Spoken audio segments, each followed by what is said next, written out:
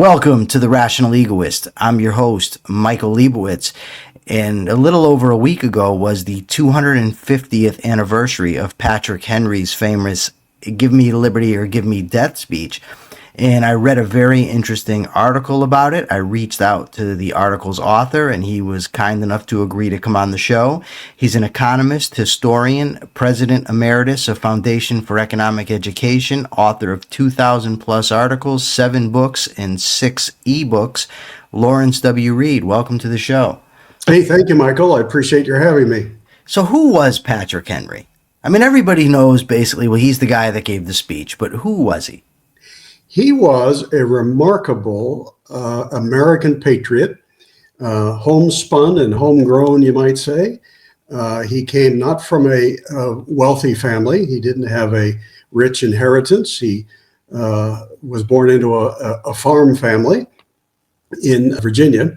He was largely homeschooled. He self-taught himself in the law. And when he sat for the equivalent of the bar exam at that time, before a group of examiners, they were very impressed with his intellect, and he passed. So he had a future in the law ahead of him. But he also became a planter. He was very successful at that. And early on, as a young man in his 20s, he began to take issue with King George III from Britain and some of the impositions that he and the British Parliament were imposing on the colonies as early as the Stamp Act in 1765. Actually, 2 years before that, the so-called Parson's Cause, where the king tried to meddle with what Virginia could pay its Anglican clergymen. And that brought Patrick Henry out in fiery opposition. So he was a patriot and the king would say a troublemaker from a relatively early age. Okay, so what's going on in the colonies at the time he gives his speech? Okay, that's a great question because it gives anyone who is asked that question the opportunity to talk about ideas because, you know, I think maybe many Americans mistakenly think that the revolution sort of started with the first shot at Lexington in 1775. But if you had any number of the more learned and activist colonists here in front of you, and you asked them when it all started, they would say, well, we had some ideas percolating in our heads for years before violence broke out against the Brits. These ideas stemmed out of the Enlightenment. After 1760, when George III comes to power and begins to exert royal authority over the colonies more than had been done in decades, the colonists, by that time, they're reading Enlightenment scholars. They're learning about the importance of liberty. They're increasingly skeptical of monarchy as a form of governance. And so when the monarch steps out of his traditional role, at least traditional to the colonies in recent decades, and starts pushing them around, they're ideologically predisposed to be against that. And that will be increasingly the case. So by the time of the Declaration of Independence, there has already been an ideological revolution in the colonies in favor of individual liberty, limited government, and a republican form of government, not a monarchy. So I've heard various thoughts on the veracity of the speech. Yes. What do we know for sure he said?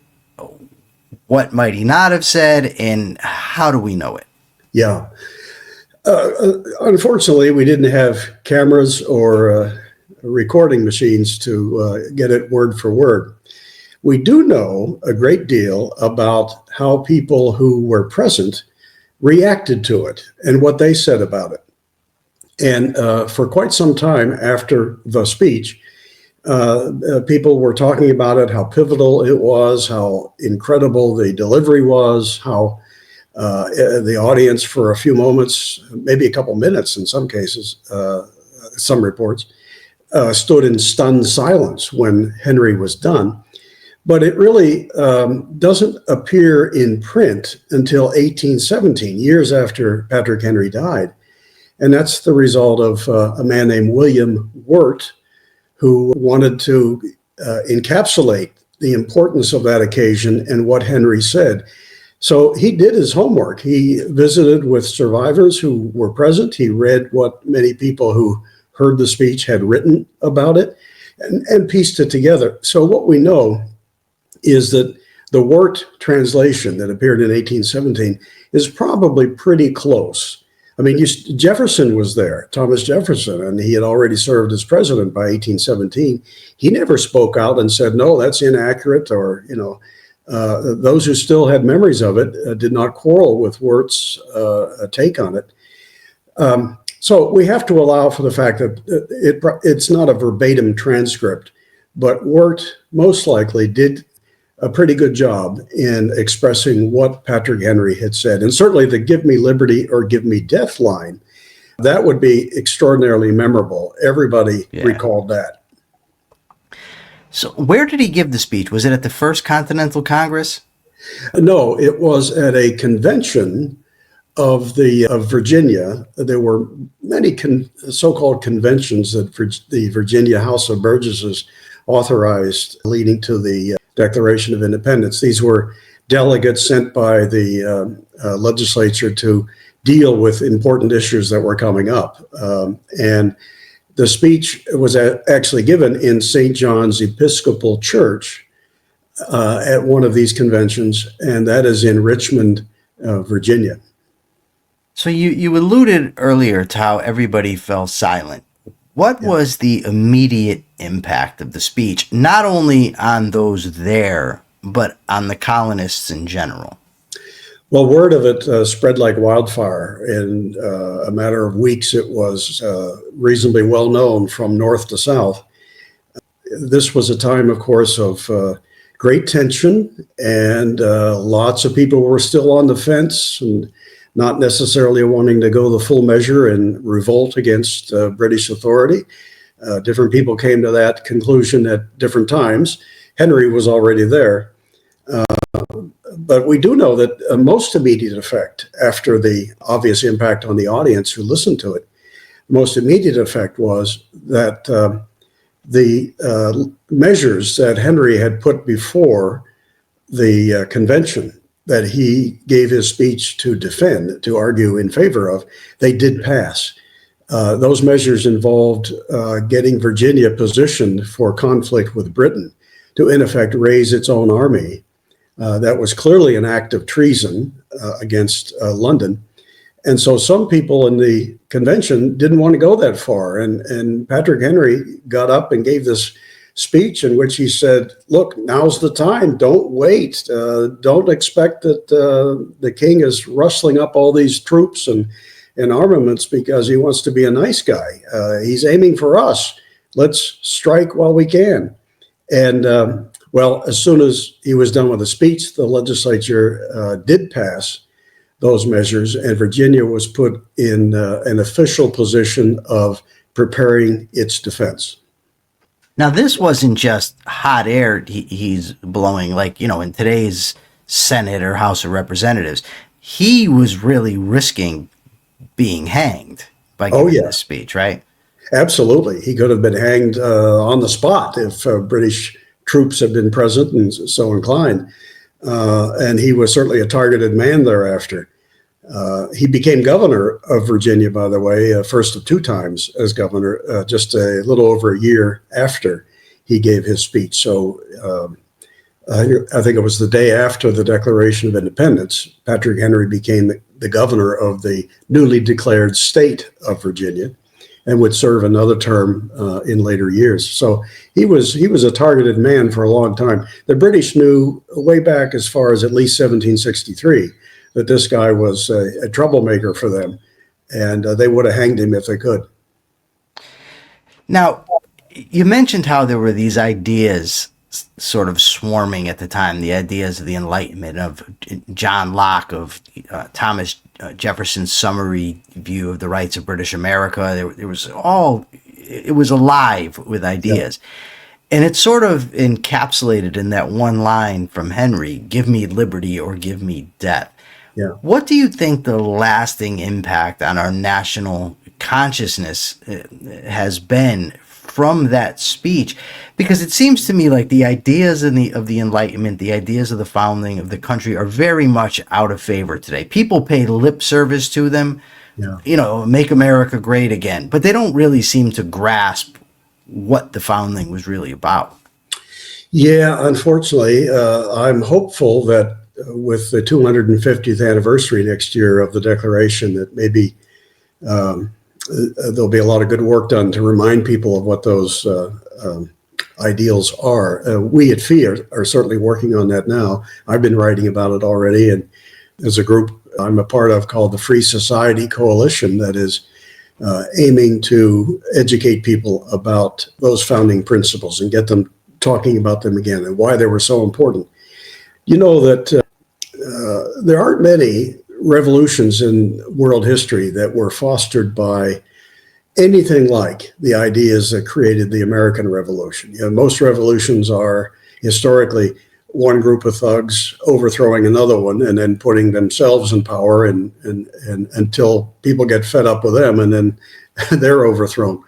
This was the first time, thanks to those ideas that were percolating for decades, Enlightenment ideas for the most part, that a nation said, the king is not the top guy. We think there's a higher authority, but even if you don't, we don't owe that king allegiance if he doesn't serve us. He doesn't rule by some divine right, as he claims. He rules, or he should rule, by the consent of the governed, which means he would have limits and he should respect us. We have rights of traditional Englishmen, the colonists declared, and this guy is violating them.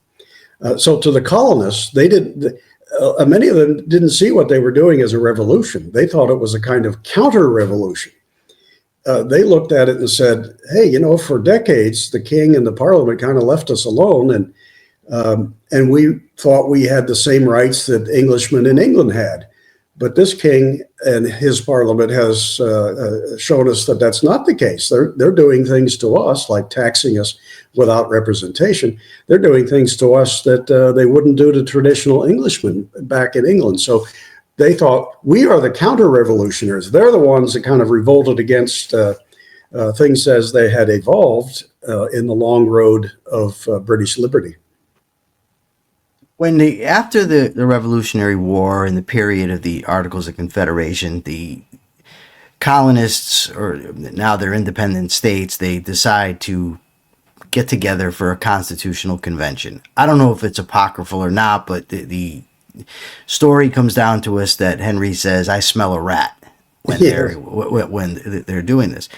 But he really did oppose the convention. He didn't go. What was his opposition? Why did he think it was a bad idea? Why was he suspicious of the motives of the men who were doing it? Patrick Henry was an early anti-federalist. During the Articles of Confederation and the debate over the subsequent Constitution, those were the two big ideological factions. The Federalists, who wanted a stronger central government than the Articles of Confederation had provided. They were led by people like Alexander Hamilton. Washington counted himself among them. But then you had the Anti-Federalists, who were so wary of big government, people like Madison and Jefferson, that they wanted to keep it very limited. Sympathetically, I think I would have been with the Jefferson camp. But Henry thought that the Constitution, the first version of it, before it was amended with the Bill of Rights, was turning the clock back, that the country had just won its freedom and independence only to have the prospect of a strong central government at home. He didn't like that. He was so wary of big government, he wanted to keep it more limited than the Constitution even provided. His view changed a little bit.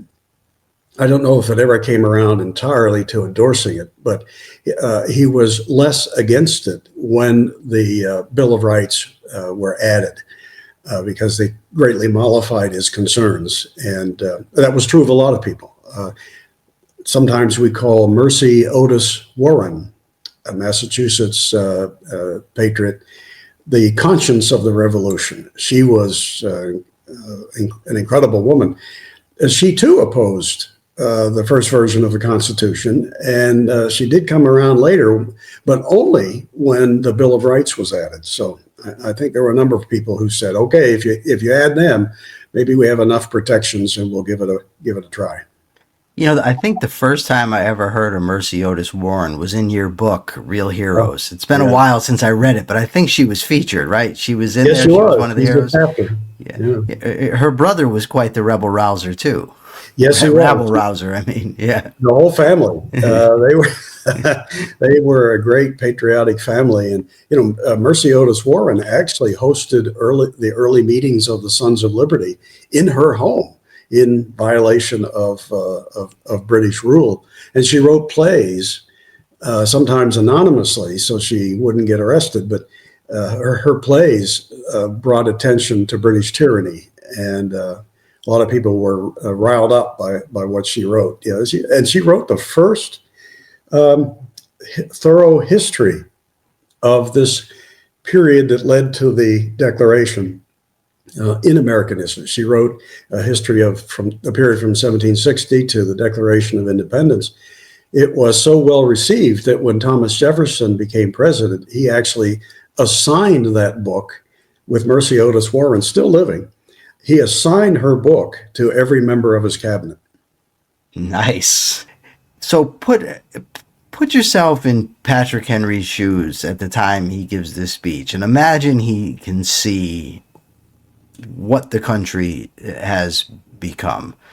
What do you think his thoughts are? Is he happy? Is he displeased? Does he think the experiment in a constitutional republic is a failure? At the time of the speech, are you saying, or later after the conference? I'm saying if you put yourself in his mind, he's giving the speech, and somebody shows him, the guy from Back to the Future, the doc there, he shows him what America has become. What does he think about it? Oh, well, I would think he would, at the very least, be thrilled to know that the effort to create an independent and free nation succeeded. He didn't know that, and of course, in 1775 when he gave the speech, he couldn't have known that. For all he knew, the greatest military power in the world, Great Britain, would crush the colonies and reimpose harsh rule from London. And of course, he didn't know in 1775 that Americans would, for the most part, come to embrace the cause. He would have every reason at the time he gave the speech to be worried that a lot of Americans weren't ready yet and were still loyal to the crown. So there was nothing certain about the outcome, I'm sure, to Patrick Henry or anybody else in 1775.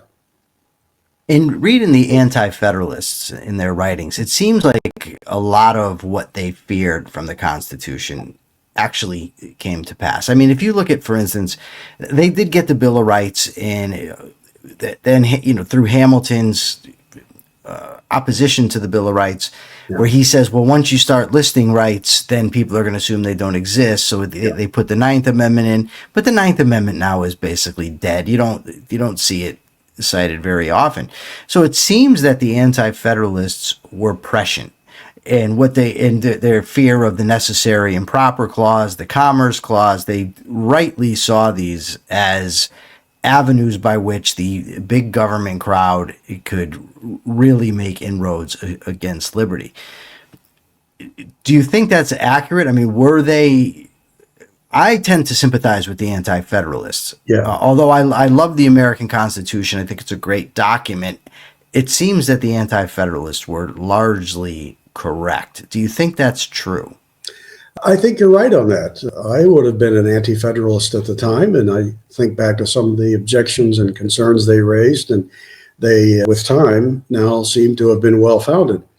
But that raises another question, and that is, well, does that mean then that the Constitution has failed America in its core original mission to be a free and remain a free nation?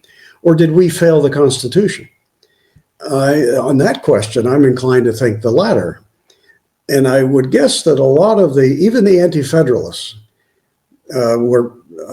and even the Federalists, I think they all were putting a lot of hope on future generations. You know, when Ben Franklin left the Constitutional Convention, he famously was approached by a woman who said something like, Mr. Franklin, what form of government have you given us? And his reply was, a republic, madam, if you can keep it. So I think he and many of those other founders would say, we've written some beautiful words. We've made them even more beautiful by adding a Bill of Rights to them. But ultimately, you're going to get the government that you support or the government that you are too indifferent to oppose. So it's all going to rely upon the spirit and understanding, the knowledge and the commitment of the American people. If you let it slip, then, and then it will sooner or later just become a dead letter, so it's up to you. So I think to the extent we've drifted, that's not so much because the Constitution foreordained that. I think it gave us a darn good framework. I think we have simply co-opted, I guess, or abandoned the Constitution, that there aren't enough folks who rise up in righteous anger whenever the Constitution is obviously violated. So I kind of agree with you. The Anti-Federalists were largely right, but I understand why they took a chance. And they also warned that no matter what we do, it'll fail if liberty doesn't live in the hearts of future generations. We also don't have the counterfactual. We don't know what happens if the Anti-Federalists succeed. Yeah. Because like you said, it's ultimately up to the people. If the people don't want liberty and won't fight for liberty, it doesn't matter what you write down. I'm reminded of a group I used to be a part of when I was incarcerated. We would have, it was called the Alternative to Violence Project. And there were some of us inmates that were facilitators. Mm-hmm. And I made the argument, if we're going to be running workshops for other inmates and trying to teach them how to live a better way, it's imperative that we model the type of behaviors that we're trying to get them to adopt. And a lot of the facilitators simply were living very opposite to the message that we were preaching. So I came up with the idea that I thought was fantastic. I said, why don't we put together a code of ethics that everybody that becomes a facilitator agrees to? Yeah, great idea. So, we debated, we came up with this code of ethics unanimously. Everybody votes for it. It gets put into place, and guys don't go by it. And then when I bring it up, I'm told you're being too rigid. You can't expect everybody to go by this all the time, that sort of thing. But the point is, words on paper mean nothing if the actual people involved aren't going to abide by them. So I guess you're ultimately right. You could get rid of the necessary and proper clause, get rid of the commerce clause. If the people of any given country, in this case America, don't want freedom, you can't keep it. And I think that goes to like the mission of FEE, for instance, the Foundation of Economic Education, which largely introduced me to ideas on liberty. Interestingly, I got my hands on a copy of Frederick Bastiat's The Law while incarcerated now. Yeah. And on the back of it was the address for the Foundation for Economic Education. So I wrote and I said, listen, I'm very interested in these ideas. Anything you could send me, I'd be very happy. And they actually gave me a free year subscription to the Ideas on Liberty magazine. From there, I was introduced to laissez-faire books and ultimately Ayn Rand. And it was very enlightening to me to read these arguments, to read the positions. But FEE's been around since the 40s, right? Am I right? Uh-huh. And Ayn Rand wrote Atlas Shrugged in 1957, and it just seems like our freedoms are going further and further away.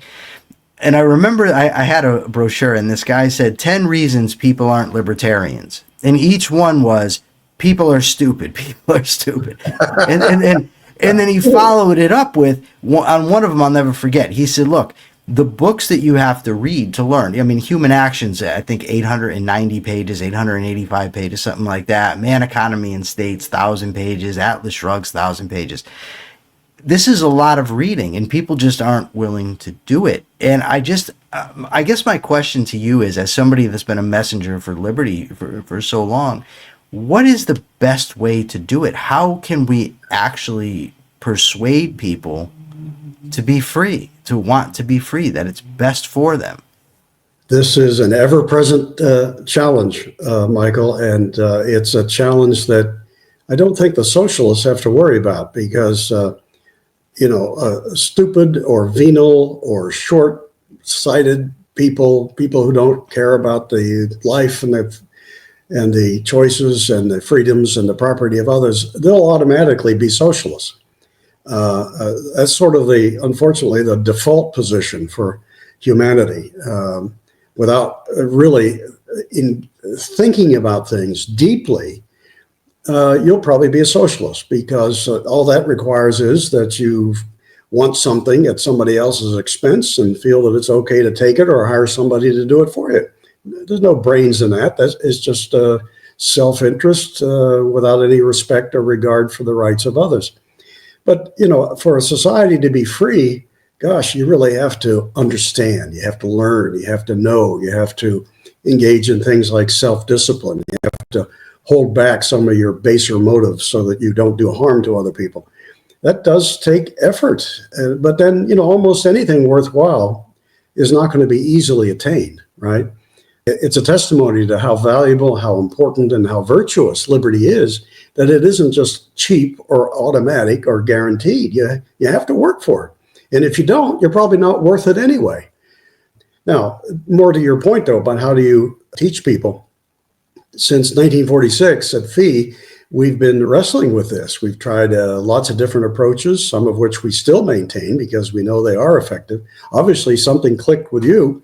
Sure. But Bastiat's the law. We continue to put that in as many hands as we can because we know how powerful it is. But you have to be what's the word? You have to be up with the times and technology. For instance, today it's probably not best to reach people by giving them a 1,500-page copy of a book, whatever it is, because people aren't reading that sort of thing these days. You got to do video. You have to do short essays, and you have to be here instead of there. And there's just a lot of. We've spent a lot of time at FEE studying where is our audience. How do we reach them where they are? How do we come up with more clever ways to turn that light on in their minds? We found some ways to do that. Sometimes storytelling is a great way to do it. In fact, if any of your listeners want a list of tips for advancing liberty, I did write an essay on that one time. It's on the FEE website. They could just email me and I'll send them a link to it. But it involves things like use stories. Don't just lecture down at people as if they're in math class. And also teach by way of the Socratic method. Instead of straight lecture, ask people who aren't yet of a liberty persuasion, ask them questions that prompt them to think in ways they hadn't thought before, to question their erroneous presumptions. The Socratic method is a very powerful tool for persuasion. You also have to use humor. So often libertarians are too darn serious, I think the Babylon Bee has probably done more good in making more advocates for liberty in the last few years than a lot of libertarians, simply because it gets people to laugh at the lunacy of various kinds of interventionism. So that's just the beginning of my answer to your question, but it's a never-ending question. We have to always be looking for what's a better way to reach that person. That's never going to end. You mentioned how socialism's like the default position. It's easy. And I'm thinking about what we have right now.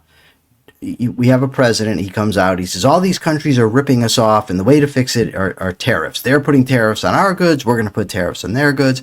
And the average person, uninitiated in economics, says, "Great, sounds good. That if they're putting tariffs on our stuff, we should put tariffs on their stuff." And to penetrate that, to explain why that's wrong. I mean, you have to explain perhaps the mercantilist fallacy. And, Adam Smith demolished this in 1776, and yet we have the president of the United States, the biggest, the most powerful country in the world, is basically espousing it. And I don't know, I mean, without getting deep into economics, how do you explain the law of comparative advantage? You know what I mean? It's a lot. And I think that maybe, well, I don't think, I'm pretty confident you're onto something with the methods about storytelling. You have to sort of be able to circumvent a demagogue like Trump and get people to think about it without overwhelming them with information. And it's a challenge for sure. Yeah. Well, I think maybe the place to start, because you can relatively easily score some points on this, is the so-called trade deficit issue. This is what prompts Trump, I think, to make such claims that country A is ripping off country B, or Canada's ripping off us because it has a trade surplus with us and we have a trade deficit. We have to point out to people that when people trade across international boundaries, they do it for the same reason that they trade if the other guy's across the street, because both sides feel that they're better off when they engage in that trade. And if there is a, quote, trade deficit, that is, we're buying more goods from Canada than Canada buys in goods from us, that's not the end of the story, because a trade deficit means that instead of buying our goods, Canadians are taking the dollars that they earn by selling to us and investing in this country. Or if they're not, if they're just then selling the dollars, somebody sooner or later who buys those dollars uses them to invest in the United States. A deficit in the traffic of goods across international boundaries is offset by a surplus in the transport of capital. So let's suppose Canada sells us $1 billion worth of stuff, and now they have $1 billion. If they bought $1 billion in goods, we would have a, quote, balance of trade. It would be even, neither deficit nor surplus. But what if they say, well, we could buy goods with that $1 billion from America, but we think better than goods, America's a great investment. Let's take the dollars that we've earned and buy treasury bonds in America or buy stocks in American companies. Well, that doesn't show up in the balance of trade. And yet you want your country to be so attractive that people will want to invest in it. That seems to be not too hard for people to understand, but Trump says a deficit means automatically that they're ripping us off. Well, can you find anybody who would say, I'm one of those people who engaged in that trade that led to those numbers and I feel ripped off? No. You don't. So it underscores, doesn't it, how important it is that it's not enough for Adam Smith to have answered this stuff 250 years ago. You have to keep coming back at it. And no thanks to the government schools are we smarter today in economics than we were back then. I think it's a good point to bring it back to Patrick Henry. In his speech, he didn't give a treatise on economics or even on natural rights. He just gave a common sense appeal to the people, and it really worked. Lawrence, thank you so much for joining me here today. I really, really appreciate it. Where can people find you? They can find everything I write, whether it shows up at Fee or another publication, on my website, which is Lawrence W. Reed, no punctuation, .com, lawrencewreed.com. In the blog section, that's where I put every article, 2 or 3 a week, that appears wherever I publish it. So I would urge them to do that. Visit the fee site. You can't avoid that when you go to my site, because most of what I put on mine, it does take you to fee, but that's where I put everything I write. Excellent. Again, thank you so much. Thank you, Michael. And shoot me the link when this goes up, and I'll be happy to post it on my social media and bring some additional traffic your way. Will do. For now, this is the Rational Egoist signing out. I'm Michael Leibowitz. Till next time.